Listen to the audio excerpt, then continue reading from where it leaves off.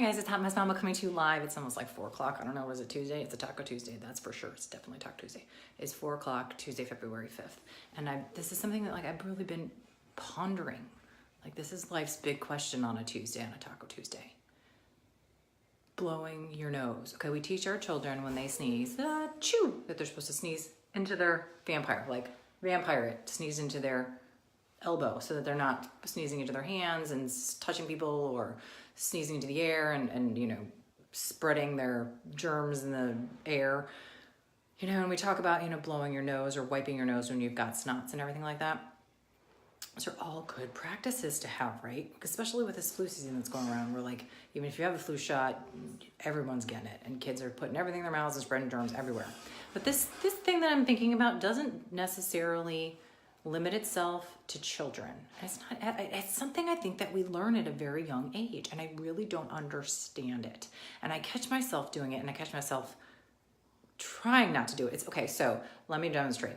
Okay, so you are getting up in the morning and you're blowing your nose or you're sneezing or whatever, and you take your little tissue and you blow into the thing, and then we open it up and we look at it.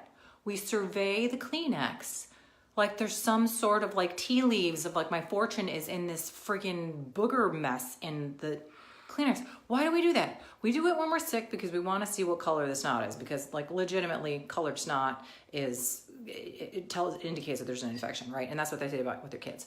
But the other thing is and we want to see how much snot is in there, right? Or sometimes we're worried about looking for blood in your snot. But outside of being sick, why would you blow your nose and look at it? I watch little old ladies do it. I watch my mom do it. I know I'll catch myself in public, and going, maybe I should look at that, but I'm not going to do it because I'm in public and I don't want other people to see me looking at my own snot. But if I'm in the comforts of my own home and in my own bathroom, I'll look at my own snot, right? I just want to see how much it is or what color it is or whatever. But why do we do that? What is the fascination with that?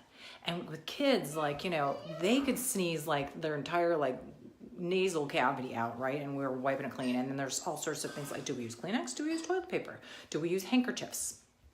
My dad was like this. He was like the old gentleman. He always had a linen cloth handkerchief in his pocket, but it would be full of snots. Who wants to blow snot into a cloth and then put it in your pocket, then have to be washed? I guess that was before the days of disposable tissue paper.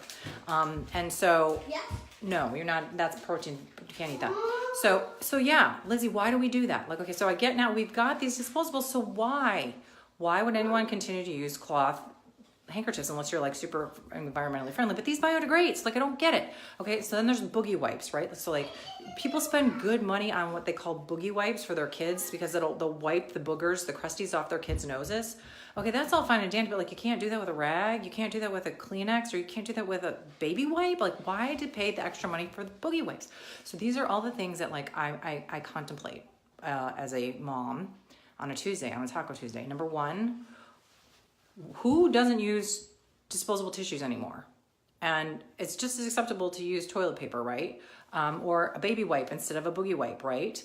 And why, when we say, if someone sneezes, we say, bless you, God bless you. I'm how evil are you if you don't say God bless you, right? And you remember they did that back in the days of the plague because people, when they sneezed, it was an indicator that they were really sick and they were going to die of the plague. So that's where that all kind of started from. So the etiquette is say God bless you, whether you are a God believer or not. And always say thank you after someone God blesses you. Blow your nose, and if you want to look at the snot, do it in the comfort of your own home because it grosses the other people out that are around you that are watching it. Other than that, you can use tissue. You can use toilet paper. That stuff's biodegradable. You can throw it out. You don't need to use a linen handkerchief because that just puts snot in your pocket. Then, you can use a baby wipe instead of a boogie wipe. Those are all the things that I think of on a Taco Tuesday. Please stop blowing your nose and looking at it. That's just disgusting. All right. My son just taught me another one, the farmer's blow, which I notice a lot of men do in the shower. They'll we'll be showering, and they'll just blow their snot out anywhere. Things I think about on Taco Tuesday.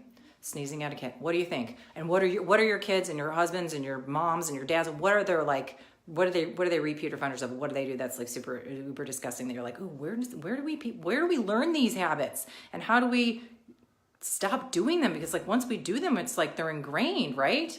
I know blowing and peeking in public. I know. I am guilty of blowing and looking, but like I try not to do in public. But I guess maybe there's a time and a place for it. Again, there is very situational. So whatever. Let me know what you guys think and what you think the grossest things are and who the repeat offenders are in your family and how you're hoping they're going to grow out of it. Have a great Taco Tuesday. I'm going to go have myself some chips and maybe a margarita. Shh, don't tell anyone. Have a Tuesday.